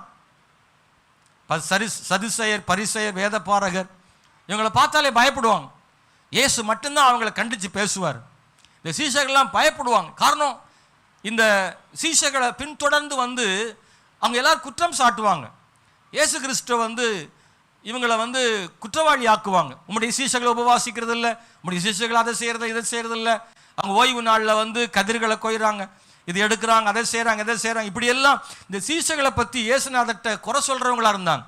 இவங்களுக்கு எப்போவுமே அவங்கள பார்த்தா பயம். ஆனால் இன்னைக்கு அவங்க முன்னாடி இவங்க பேசுகிறாங்க. என்ன சொல்கிறாங்க? இந்த ஆண்டவராக இயேசு கிறிஸ்துவின் நாமத்தை நாங்கள் சொல்லாமல் இருக்க முடியாது, நீங்கள் செய்கிறத செய்யுங்க, எங்களுடைய இயேசுவின் நாமத்தை நாங்கள் சொல்லி தான் ஆவோம், நாங்கள் அதுக்கு சாட்சியாக இருக்கிறோம் அப்படின்னு அவங்கள்ட்ட போய் அவ்வளோ தூரம் பேசுகிற அளவுக்கு தைரியம் அவங்களுக்கு எங்கேருந்து வந்ததுன்னா கர்த்தர் அதை அவங்களுக்கு கொடுத்தாருன்னு வேதத்தில் வாசிக்கிறோம். அன்பான தேவனுடைய பிள்ளைகளே, ஸ்தோத்திரம். அவங்க சொல்றாங்க 4:19 பேதுரும் யோவானும் அவர்களுக்கு பிரதியுத்தரமாக, தேவனுக்கு செவி கொடுக்கிறதை பார்க்கிலும் உங்களுக்கு செவி கொடுக்கிறது தேவனுக்கு முன்பாக நியாயமாய் இருக்குமோ என்று நீங்கள் நிதானித்து பாருங்கள். நாங்கள் கண்டவைகளையும் கேட்டவைகளையும் பேசாமல் இருக்கக்கூடாதே என்றார்கள். அல்லேலூயா, ஸ்தோத்திரம். நடந்த சங்கதிகளை குறித்து எல்லாரும் தேவனை மகிமைப்படுத்தினபடியால் ஜனங்களுக்கு பயந்து அவர்களை தண்டிக்க வகை ஒன்றும் காணாமல் அவர்களை பயமுறுத்தி விட்டு விட்டார்கள். முதல்ல சீஷர்கள் பயந்தார்கள். இப்ப யார் பயப்படுறா அப்படின்னா பரிசேயர் பயப்படுறாங்க. இவங்களுக்கு அவங்க பயப்படுற மாதிரி தேவன் மாற்றி விட்டார். காரணம் அந்த தைரியம் எங்க இருந்ததுன்னா பரிசுத்த ஆவியானவர். அல்லேலூயா. ஒருவேளை நீங்க பேசுறதுக்கு தைரியம் இல்லாம இருந்தா, ரொம்ப ஒடுங்கி போயிருந்தா, இந்த பரிசுத்த அபிஷேகத்தை நீங்க பெற்றுக்கொள்ளுங்கள். அதை அனல் மூட்டி எழுப்பி விடும்படி அன்போடு கேட்கிறேன். 5வது, இந்த பரிசுத்தாவிய நமக்குள்ள இருந்தா வரங்களை ஆண்டவர் கொடுக்கிறாராம், வரங்களை தருகிறார். 1 கொரிந்தியர் புஸ்தகம் 12ஆம் அதிகாரம் 4வது வசனம் முதல் 11வது வசனம் வரைக்கும் நாம் படித்து பார்க்கும்போது வரங்களினுடைய பெரிய பட்டியல் அங்கே சொல்லப்பட்டிருப்பது நீங்கள் காண முடியும். 1 கொரிந்தியர் 12ஆம் அதிகாரம் 4 முதல் வாசிக்கிறோம். வரங்களில் வித்தியாசம் உண்டு, ஆவியானவர் ஒருவரே. ஊழியங்களிலே வித்தியாசங்கள் உண்டு, கர்த்தர் ஒருவரே. ஸ்தோத்திரம். பாருங்க, கீழே நிறைய இருக்கு. எப்படியெனில் ஒருவனுக்கு ஆவியினாலே ஞானத்தை போதிக்கும் வசனமும், வேறொருவனுக்கு அந்த ஆவியினாலே அறிவை உணர்த்தும் வசனமும், வேறொருவனுக்கு அந்த ஆவியினாலே விசுவாசமும், வேறொருவனுக்கு அந்த ஆவியினாலே குணமாக்கும் வரங்களும், வேறொருவனுக்கு அற்புதங்களை செய்யும் சக்தியும், வேறொருவனுக்கு தீர்க்கதரிசனம் உரைத்தலும், வேறொருவனுக்கு ஆவிகளை பகுத்தறிதலும், வேறொருவனுக்கு பற்பல பாஷை பேசுதலும், வேறொருவனுக்கு பாஷைகளை வியாக்கியானம் பண்ணுதலும் அளிக்கப்பட்டிருக்கிறது. இப்படிப்பட்டதான 9 வரங்களை பற்றி ஆண்டவர்கள் சொல்லுகிறாரு. இந்த வரங்கள் நமக்குள்ளே கிரியை செய்கிற பொழுது தேவன் இந்த மாதிரியான அற்புதங்களை நம் மூலமாக தேவன் செய்ய போதுமான தேவனாக இருக்கிறார். ஆமென், ஸ்தோத்திரம். உங்களுக்குள்ளே தேவனுடைய வரங்கள் கிரியை செய்வதாக. கையை உயர்த்தி சொல்லுங்க, எனக்குள்ள வரங்கள் கிரியை செய்யட்டும். ஹல்லேலூயா. வரங்கள் எனக்கு தாருமா. எல்லா கண்களை மூடி கையை உயர்த்தி, ஆண்டவரே எங்களை வரங்களால் நிரப்புங்க. சொல்லுங்க பிரதர் சிஸ்டர், கைகளை வைத்து கேளுங்க. ஆண்டவர் இந்த காலை செய்தி வேளையில எங்களுக்கு வரங்களால் நிரப்புங்க, ஆவிக்குரிய கனிகளால் நிரப்புங்க. பரிசுத்த ஆவியானவரே எங்கள் மூலமாய் வரங்கள் கிரியை செய்வதாக. சண்டே ஸ்கூல் டீச்சர்ஸ் சொல்லுங்க, கேர்ஸ் லீடர்ஸ் சொல்லுங்க, எல்லா விசுவாசிகளும் சொல்லுங்க, உங்க மூலமா அற்புத அடையாளங்கள் நடப்பதாக. ஆமென், ஹல்லேலூயா. தொடர்ந்து ஜெபம் பண்ணுங்க இந்த காரியங்களுக்காக. உங்கள் அருகில் உள்ளவங்களுக்காக ஜெபம் பண்ணுங்க. பக்கத்து வீட்டுக்காரங்க சில ஏதாவது சொன்னாங்கன்னா அவங்களுக்காக நீங்கள் ப்ரேயர் பண்ணுங்க, நீங்கள் ஜெபம் பண்ணுங்க, நம்பிக்கையோடு ஜெபம் பண்ணுங்க. கர்த்தர் அற்புதம் செய்வார். அவங்க சொல்லுவாங்க, நீங்கள் ஜெபம் பண்ணதுனால இப்போ நல்லா இருக்கிறேன்னு சொன்னால் ஒரு பெரிய சாட்சி அது. சுவிசேஷம் அறிவிப்பதில் அற்புத அடையாளங்கள் ரொம்ப முக்கியமானது. பாருங்கள், இயேசு கிறிஸ்துனுடைய ஊழியம் மிகச் சிறப்பாக இருந்தது காரணம் அங்கே அற்புத அடையாளங்கள். அப்போஸ்தலர் செய்த ஊழியத்தில் பெரிய வளர்ச்சி காரணம் அற்புத அடையாளங்கள். ஒரே ஒரு சப்பானி நடந்ததுனால ஒரு பெரும் கூட்டம் ரட்சிக்கப்பட்டாங்க. நாம் அதுக்காக ஜெபம் பண்ணுறோம். இந்த நாட்கள் அப்படிப்பட்ட அற்புத அடையாளம் நடக்கட்டும். நான் சர்ச்சில் சிலருடைய சாட்சிகளெல்லாம் கேட்டப்ப சொல்லும்போது பிரம்மாண்டமான சாட்சிகள் நம்ம சபையில் கர்த்தர் வச்சிருக்கிறார். பெரிய பெரிய அற்புதம் நம்ம சபையில் ஆண்டவர் செஞ்சுருக்கிறார். ஒரு கேர்சல் லீடர்ஸ் மீட்டிங்கில் நான் கேட்டேன், நீங்கள் சொல்லுங்கள், நீங்கள் எப்படி ரட்சிக்கப்பட்டீங்க, உங்கள் சாட்சியெல்லாம் சொல்லுங்கன்னு கேட்டேன். அவங்க சொன்னபோது ஆச்சரியமாக இருந்தது. தேவன் அவங்கள பெரிய பெரிய காரியங்களை செஞ்சிருக்கிறார். ஆமென், ஸ்தோத்திரம். இன்னைக்கும் இந்த காலவேளையில் தேவனுடைய பிள்ளைகளை நம்முடைய வாழ்வில் தேவன் நம்மை கொண்டு பலருக்கு அற்புதங்களை செய்ய தேவன் போதுமானவர். நான் அதை பற்றி நினைக்கிறதில்ல, அதனால் நடக்கிறதில்ல. அதை வாஞ்சிக்கிறதில்ல, அது செய்யணும்னு விசுவாசிக்கிறதில்ல, அதுக்காக நாம் பிரயாசப்படவே இல்லை. அப்படி பண்ணாதனால நம்ம அற்புதங்களை காணவே முடியல. இது நடக்கும், நம்ம கொண்டு அதை செய்வார், என் மூலமாக கர்த்தர் அற்புதம் நடப்பிப்பார்னு அதை விசுவாசிச்சு வாஞ்சியோடு தாகத்தோடு அதை எதிர்பார்த்து நீங்கள் செயல்பட ஆரம்பிச்சு பாருங்க, அது நடக்கிறது உங்கள் கண்கள் காணும். அன்பானவர்களே, எத்தனை பேருக்கு நான் சொல்றது புரியுது? நிறைய பேருக்கு நமக்கு அதில் என்ன இல்லை, விசுவாசமே இல்லை. நம்மளால எப்படி நடக்கும், அதெல்லாம் நடக்குமா, நம்ம அந்த அளவுக்கு பெரிய ஆளா, என் ஜெபம் அப்படி கேட்கப்படுமான்னு நமக்குள்ளேயே ஒரு பெரிய தாழ்வு மனப்பான்மை இருக்கிறதுனால நாமளே ஜெபிக்கிறதும் இல்லை, அது நடக்கணும் எதிர்பார்க்கறதும் இல்லை, மற்றவங்களுக்காக நம்ம அற்புதத்துக்காக கேட்கறதும் இல்லை. சும்மா ஒரு பேரளவுக்கு ஜெபம் பண்ணிட்டு விட்டுறோம். நீங்க ஜெபம் பண்ணிட்டு அவங்கள்ட்ட கேளுங்க, ஏதாவது மாற்றங்கள் இருக்கான்னு கேளுங்க. தொடர்ந்து அவங்களுக்காக ஜெபம் பண்ணுங்க. கர்த்தர் கொடுத்த அதிகாரத்தின்படி சொல்லுங்க. எதிர்பாருங்க, என் மூலமா தேவன் அற்புதம் செய்வார்னு எதிர்பாருங்க. கர்த்தர் செய்வாரு. யாருக்கோ ஒருவருக்கு அற்புதம் நடக்குதுன்னு ஒன்று நீங்கள் அதை கேள்விப்பட்டீங்க, உங்களுக்கு விசுவாசம் என்ன ஆகிடும்? அதிகமாகிடும். அதுக்கு பிறகு நீங்கள் உங்களை கர்த்தர் பயன்படுத்த ஆரம்பிச்சிருவார். தேவன் செய்ய வல்லமையுள்ள தேவனாக இருக்கிறார். ஹல்லேலூயா. சில நேரங்களில் நாம் மற்றவர்களுடைய பிரச்சனைக்காக நாம் ஜெபித்து ஒரு அற்புதத்துக்காக, அவங்க சுகவீனத்துக்காகவோ அவங்க பிரச்சனைக்காக ஜெபம் பண்ணி அவங்களுக்கு ஒரு அற்புதம் நடக்கணும்னு நாம் ஏன் ஜெபம் பண்ணுறதில்ல அப்படின்னா, சில நேரம் உங்கள் மனசாட்சி உங்களுக்கு சொல்லும், எனக்கே கொஞ்சம் கடன் இருக்குது, எனக்கே சரீரத்தில் பலவீனம் இருக்குது அப்படின்னு நீங்கள் உங்களை பற்றி இங்கே நினைப்பீங்க.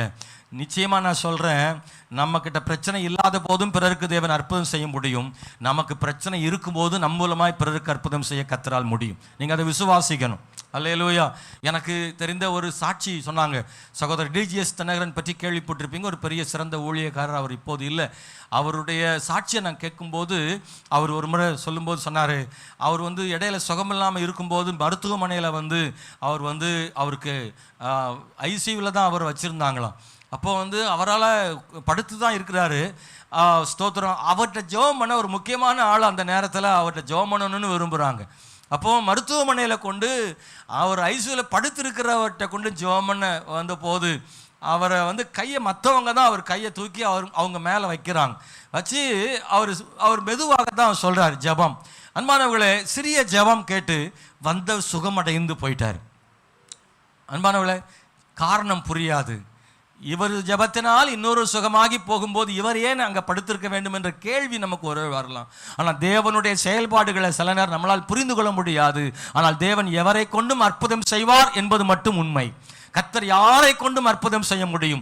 ஒருவேளை உங்களுக்கு கடன் பாரங்கள் இருக்கலாம், ஆனால் உங்கள் ஜெபத்தை கேட்டு இன்னொருத்தருடைய கடன் பாரங்களை கர்த்தர் மாற்ற முடியும். நீங்கள் வேலை இல்லாமல் இருக்கலாம், ஆனால் உங்கள் ஜெபத்தை கேட்டு இன்னொருக்கு வேலையை கர்த்தர் கொடுக்க முடியும். நீங்கள் சுகவீனமாக இருக்க முடியும், ஆனால் உங்கள் ஜெபத்தை கேட்டு இன்னொருத்தருக்கு தேவன் சுகத்தை கொடுக்க முடியும். கைத்தட்டி கர்த்தரை ஸ்தோத்திரம் பண்ணுங்க. உங்களுடைய குறைவுகள் இன்னொருத்தருடைய அற்புதத்துக்கு தடையா இருக்கவே இருக்காது. எத்தனை பேர் சொல்றீங்க? உங்க குறைவு இன்னொருத்தருடைய அற்புதத்துக்கு தடையாக ஒரு நாள் இருக்காது. நீங்க எவ்வளவு குறைவுள்ளவங்களா இருந்தாலும் இன்னொருத்தருக்காக நீங்கள் தைரியமாக ஜெபிங்க. உங்க மூலமா தேவன் அநேகருக்கு அற்புதங்களை செய்வார். Praise the Lord. அப்புறம் ஏம்பாடு என்ன? உங்களையும் கர்த்தர் மாற்றுவார். உங்களை விட்டுருவாரா ஆண்டவர்? உங்களை விட மாட்டார்ல. Praise the Lord. அல்லேலூயா. அன்பான தேவனுடைய பிள்ளைகளே, ஸ்தோத்திரம். யோபு தன் சிநேகிதர்களுக்காக ஜெபம் பண்ணினான். அவனுடைய சிறையிருப்பை கர்த்தர் என்ன செய்தாரா? இவன் அவங்களுக்கு ஜெபம் பண்றான். அவங்களுக்காக ஜெபம் பண்ண கர்த்தர் சொல்றாரு. சிநேகிதருக்காக ஜெபம் பண்ணிட்டான், அவங்களுக்கு பாவம் மன்னிக்கப்பட்டுருச்சு. ஆனா இவனுடைய சிறையிருப்பையும் தேவன் என்ன செய்தார்னா மாற்றினார். நிறைய நேரம் பிறருக்காக ஜெபிக்காததுனாலே உங்க பிரச்சனை மாறாம இருக்கலாம்.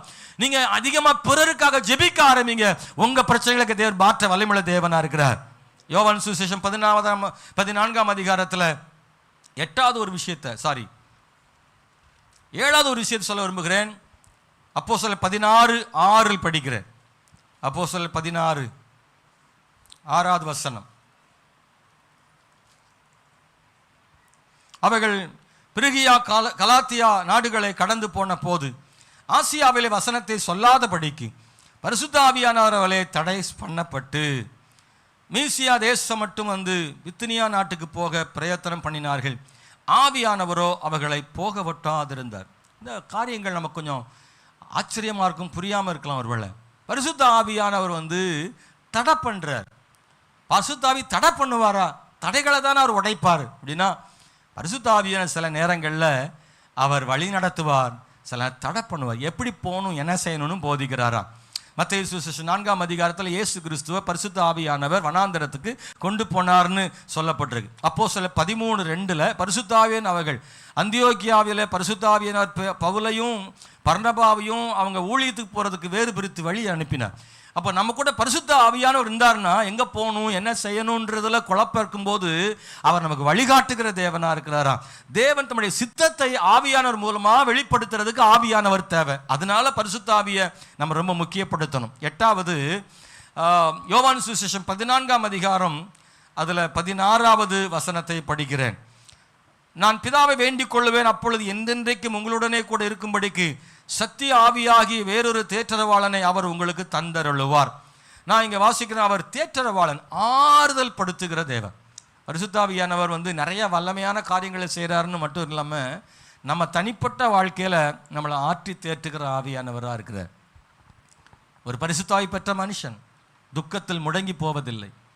ஒரு பரிசுத்தாவின் அபிஷேகம் பெற்ற ஆவியை பெற்ற ஒரு மனுஷன் எவ்வளோ சுமம் வந்தாலும், எவ்வளோ பாரங்கள் நுறுக்குதல் வந்தாலும், எத்தனையோ பேர் அவமானமாக பேசினாலும் அவங்க முடங்கி போக மாட்டாங்க. ஏன்னா இந்த பரிசுத்தாவியானவர் அவங்களை ஆறுதல் படுத்தி தேற்றி விடுவார்.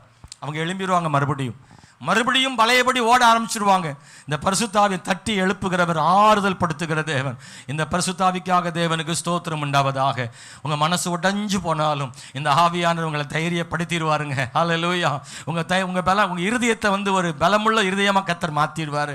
தேற்றரவாளனாகிய பரிசுத்தாவி ரொம்ப அவசியம் தேவை. அன்பானவர்களே, ஸ்தோத்திரம். 16ஆம் அதிகாரம் யோவானில் 7ஆம் வசனத்திலையும் நீங்கள் படிக்க முடியும். 9வது பரிசுத்தாவியானவரால் நமக்கு கிடைக்க நன்மை என்ன அப்படின்னா, நம்ம ஜெபிக்கிறதுக்கு அவர் ரொம்ப உதவி செய்கிறார். பரிசுத்தாவியானவர் நம்ம ஜெபம் பண்ணுறதுக்கு ரொம்ப ஹெல்ப் பண்ணுறார். நீங்கள் அந்த வசனத்தை யாராவது படிக்கிறீங்களா? ரோமர் புஸ்தகம் 8ஆம் அதிகாரம் 26வது வசனத்தை யாராவது படிக்கலாம்? 8:26.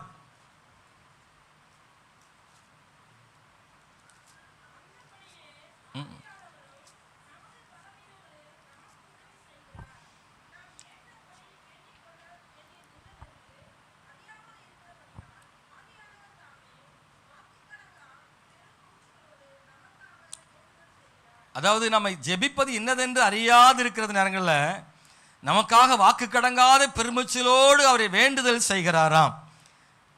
அது மாத்திரமல்ல, ஆவியானவர் தேவனுடைய சித்தத்தின்படி பரிசுத்தவான்களுக்காக வேண்டுதல் செய்கிறபடியால் இருதயங்களை ஆராய்ந்து பார்க்கிறவர் ஆவின் சிந்தை இன்னதென்று அறிவார். பரிசுத்தவான்களுக்காக வேண்டுதல் செய்கிறபடியால் நாம் ஜெபிக்க வேண்டியது இன்னதென்று அறியாது இருக்கும்போது நம்ம ஏற்றபடி வேண்டிக்கொள்ள வேண்டியதுக்காக ஆவியானவர் தாமே வாக்கு கடங்காத பெருமூச்சலோடு நமக்காக என்ன செய்கிறாராம்? வேண்டுதல் செய்கிறாராம். அப்படின்னா சில நேரம் நம்ம நல்லா உற்சாகமாக ஜெபம் பண்ணுவோம், சில நேரம் நமக்கு ஜெபம் பண்ண கூட பலன் இல்லை, மனசில் வேதனை. அப்படின்ற நேரங்களில் கர்த்தருடைய ஆவியானவர் நமக்காக என்ன செய்கிறாராம்? வேண்டுதல் செய்கிறாராம். அப்போ நம்ம ஜெபிப்பதற்கு பரிசுத்தாவி நமக்கு ரொம்ப உதவி செய்கிறார். இதை கேட்குற சகோதரனே, சகோதரியே, நீங்கள் பரிசுத்தாவி பெற்றுக்கொண்டால் நல்லா ஜெபம் பண்ணுவீங்க. பரிசுத்தாவி இல்லாமல் ஜெபிக்கிறதுக்கும் பரிசுத்தாவியில் ஜெபிப்புக்கும் வித்தியாசம் என்ன செய்யுதுன்னா இருக்குது. பரிசுத்தாவி இல்லாமல் ஜெபிக்கும் போது கொஞ்சம் சோர்வு வந்துடும். ஆனால் பரிசுத்தாவில் நிரம்பி ஜெபிக்கும் போது சோர்வு இல்லாமல் ஜெபம் பண்ண முடியும். அவர் நம்மளை ஜெபிக்க வைக்கிறவர். அன்பானவர்களை, யூதா 20 நாம் வாசிக்க முடியும். கடைசியாக ஒன்றை மட்டும் சொல்லி நான் ஜெபிக்கணும்னு விரும்புகிறேன். அன்பானவர்களே, அவர் நம்முடைய இயேசு கிறிஸ்துவின் 2ஆம் வருகைக்காக நம்மை ஆயத்தப்படுத்துகிறார். பரிசுத்தாவின் காலம் என்ன? இயேசு பரமேறின பின்பு அவர் இறங்கினார். எதுவரை இருப்பார்? மீண்டும் இயேசு கிறிஸ்து வருவரை இருப்பார். அவர் மத்தியாகத்தில் இயேசு நம்மை சேர்த்து கொள்ளும் பொழுது பரிசுத்தாவி எடுத்துக்கொள்ளப்படுவார். அப்படியானால் இயேசு கிறிஸ்து திரும்பவும் இந்த உலகத்திற்கு வரும் வரை சபையை பரிசுத்தப்படுத்தி அவர்களை உருவாக்கி இயேசுவை சந்திக்க வைப்பதற்கு மணவாட்டியாகிய சபையை ஆயத்தப்படுத்துகிற வேலையை பரிசுத்தாவியானவர் செய்கிறார். இதை கேட்கிறவர்களே, நம்ம எல்லாரையும் இயேசுவின் 2ஆம் வருகைக்காக ஆயத்தப்படுத்துகிற மிக முக்கியமான பணியை அவர் செய்கிறார். அன்பானவர்களே, 5 கன்னிகளை பற்றி பைபிளில் புத்தியுள்ள கன்னிகளை பற்றி சொல்லப்பட்டிருக்கிறது. 10 கன்னிகைகள் 5 பேர் புத்தி உள்ளவர்களாகவும் 5 பேர் புத்தி அற்றவர்களாக இருந்தார்கள். எதை வைத்து அப்படி புத்தி உள்ளவர்கள் சொல்லப்பட்டிருக்கிறது? அவர்கள் விளக்கை மட்டுமல்ல எண்ணெயும் சேர்த்து வைத்திருந்தார்கள் என்று எழுதப்பட்டிருக்கிறது. ஆயத்தமாக இருந்தார்கள். எண்ணெய் பரிசுத்தாவிக்கு அடையாளமாக இருக்குது. ஆகவே நம்மை பரிசுத்தாவியானவர் ஸ்தோத்திரம் அவருடைய வருகைக்கு ஆயத்தப்படுத்துகிறார். எனவே இந்த பரிசுத்தாவி ரொம்ப அவசியம் தேவை. நான் ஏற்கனவே சொன்னது போல அவருக்கு பிரியமானவைகளை நாம் செய்ய ஆவிக்குரிய கனிகளை நமக்கு தந்து நம்மை கண்டித்து உணர்த்தி நம்மை ஆயத்தப்படுத்தி இயேசு வரும்பொழுது அவரை சந்திப்பதற்கு நம்ம சரியாய் உருவாக்குகிற பரிசுத்தாவியானவராக இருக்கிறார். ஸ்தோத்திர. கண்களை மூடி நாம் ஜெபம் பண்ணும்படி எழுமி நிற்கும்படி கேட்கிறேன். நம்ம எல்லாம் எழுந்து நின்று ஜெபம் பண்ணி முடிக்க போகிறோம். ஒரு முறை கூட ஆண்டவர்கிட்ட கேளுங்க, ஆண்டவரே என்னை நம்முடைய பரிசுத்த ஆவியினால் நிரப்புங்கன்னு சொல்லி ஒரு முறை கர்த்தர்ட்ட கேளுங்க. ஆண்டவரே என்னை நிரப்பி அருளுங்க, ஆண்டவரே என்னை நிரப்பி அருளுங்க, ஆண்டவரே ஹல்லேலூயா, ஹல்லேலூயா, ஹல்லேலூயா. கர்த்தருடைய ஆவியா நமக்குள்ள கிரியை செய்வாராக. கர்த்தருடைய ஆவியா நமக்குள்ள கிரியை செய்வாராக. நல்ல உற்சாகமா ஜெபம் பண்றீங்களா? ஏற்கனவே பரிசுத்தாய் பெற்றவர்களும் பரிசுத்தாய் பெறாதவங்க எல்லாரும் கர்த்தர்ட்ட கேளுங்க, ஆண்டவரே இவ்வளவு நல்ல ஆவியான எங்களுக்குள்ள இருக்க வேண்டுமே, எங்களை கண்டித்து உணர்த்துகிற ஆவியான எங்களுக்குள்ள இருக்கணுமே, எங்களை உருவாக்குகிற ஆவியானவர், எங்களுடைய வாழ்க்கையை மாற்றுகிற ஆவியானவர், எங்கள் பாவங்களை உணர்த்துகிற ஆவியானவர், எங்களுக்கு சத்தியத்தை போதிக்கிற ஆவியானவர் எங்களுக்குள்ளே வாரும். உமக்காக சேவை செய்ய ஊழியம் செய்வதற்கான வல்லமைகளை தருகிற ஆவியானவரே, ஆவிக்குரிய வரங்களை தருகிறவரே, ஆவிக்குரிய கனிகளை தருகிறவரே, தேவனுடைய சித்தத்தின்படி வழி நடத்துகிற ஆவியானவரே, தேற்றவாளனாகிய பரிசுத்த ஆவி எங்களை ஆறுதல் படுத்துகிற ஆவியானவர், நாங்கள் ஜெபிக்கும் போது எங்களுக்கு ஜெபத்தில் உதவி செய்கிற ஆவியானவரே, நம்முடைய வருகைக்காய் எங்களை ஆயத்தப்படுத்துகிற ஆவியானவரே, நல்ல சத்தமா கர்த்தரை கேளுங்க. ஆண்டவரே எங்கள் மேலே பரிசுத்த ஆவியான ஊற்றப்பட வேண்டுமே, எங்களை நிரப்ப வேண்டுமே. ஹல்லேலூயா, ஹல்லேலூயா, ஹல்லேலூயா. கமெண்ட் ஸ்தோத்திரம். பரிசுத்த ஆவியானவரை பெற்ற அநேகர் தொடர்ந்து பரிசுத்த ஆவியில் நிரம்பி ஜெபிக்காததனால பரிசுத்த ஆவியானவரை இழந்து போனவர்கள் நிறைய பேர் இருக்கிறாங்க. பரிசுத்த ஆவியானவர் உங்களோடு இருக்க வேண்டுமானால் அனுதினமும் ஆவியில் நிரம்பி ஜெபித்தால் தான் அவர் உங்களோடு இருக்க முடியும். நல்லா சொல்லுங்க, ஆண்டவரே உற்சாகத்தோடு சொல்லுங்க, ஆவியானவரே, ஆவியான எங்களை நிரப்பி விடுங்கப்பா, எங்களை விட்டு விலகி விடாதிருங்க, எப்போது எங்களுக்குள்ள கிரியை செய்யுங்க. சொல்லுங்க பிரதர், சொல்லுங்க. கர்த்தர் நிரப்பு. வாலிபர்களே நீங்கள் தேவனுடைய வல்லமையை பெற்றுக் கொள்ளுங்க. வாலிபர்களே, ஓ ஹல்லேலூயா, தீர்க்க தரிசன வரங்களை பெற்றுக் கொள்ளுங்கள். தரிசனங்களை காணத்தக்கதான பரிசுத்த ஆவியான உங்களை நிரப்புவதற்கு வல்லமையுள்ள தேவனாய் இருக்கிறார். கீழ்ப்படிந்தால் ஆவியானவர் தருவார், விசுவாசித்தால் ஆவியானவர் தருவார், ஒருமனப்பட்டு காத்திருந்தால் தருவார், வாஞ்சியா இருந்தால் தருவார். இந்த பரிசுத்த ஆவியை பெற்றுக்கொள்ளுங்க, பெற்றுக்கொள்ளுங்க, பெற்றுக்கொள்ளுங்க. ரெண்டு கைகளை தட்டி பரிசுத்த ஆவிக்காய் காத்திருங்க. ரெண்டு கரங்களை தட்டி கேளுங்க, ஆண்டவரே என்னை நிரப்புங்க, இந்த காலை நேரத்தில் என்னை நிரப்புங்க. கண்களை மூடி கை தட்டி கர்த்தரை ஸ்தோத்திரம் பண்ணுங்க. ஆவியானவரை ஊற்றுங்க, ஊற்றுங்க, ஊற்றுங்க, ஊற்றுங்க ஆண்டவரே. ஹalleluya, hallelujah. rima raba laba raba namo shanda nadaraba libalada raba likama nadurama riba nadarama nibalama. அனல் மூட்டி எழுப்பி விடுங்க. நல்ல கை தட்டி ஆவியில் நிரம்பி ஜெபம் பண்ணுங்க, ஜெபம் பண்ணுங்க, ஜெபம் பண்ணுங்க. பரிசுத்த ஆவி இந்த ஆராதனை முடிவில் தேவ வல்லமை கிரியை செய்ய விரும்புறாரு.